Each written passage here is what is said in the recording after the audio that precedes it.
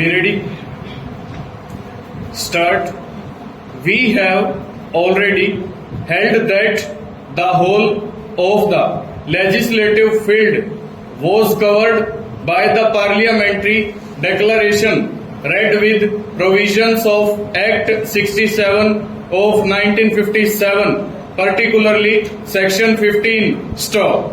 We have also held that entry 23 of list 2 was to that extent cut down by entry 54 of list 1 stop.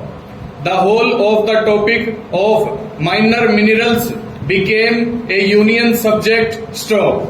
The union parliament allowed rules to be made, but that did not recreate a scope for legislation at the state level stop. Therefore, if the old leases were to be modified, a legislative enactment by Parliament on the lines of Section 16 of Act 67 of 1957 was necessary stop.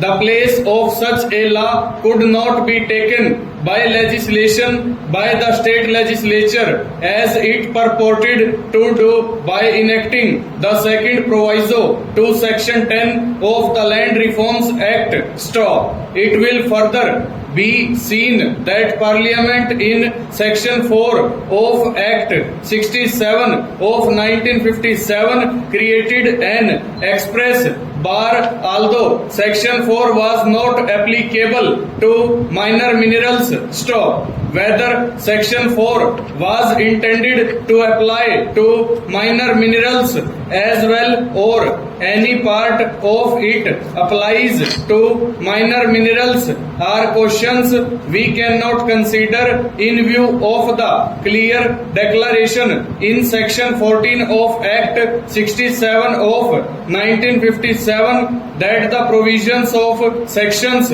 4 to 13 bracket inclusive do not apply stop. Therefore, there does not exist any prohibition such as is to be found in Section 4 bracket 1 proviso in respect of minor minerals stop. Although Section 16 applies to minor minerals, it only permits modification of mining leases granted before October 25, 1949 stop. In regard to leases of minor minerals executed between this date and December 1964, when Rule 20 bracket 1 was enacted, there is no provision of law which enables the terms of existing leases to be altered stop. A mere rule is not sufficient stanza.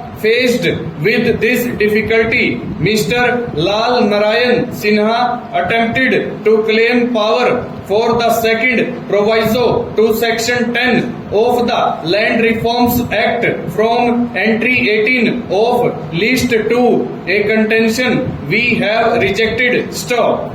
He also attempted to find a field for enactment by the state legislature for the said proviso stop. This argument was extremely ingenious and needs separate notice stanza.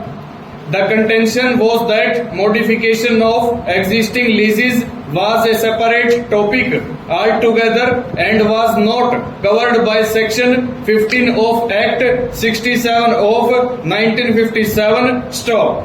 Therefore, if Parliament had not said anything on the subject, the field was open to the state legislature stop. The other side pointed to the words and for purposes connected therewith in Section 15 and contended that those words were sufficiently wide to take in modification of leases full stop over.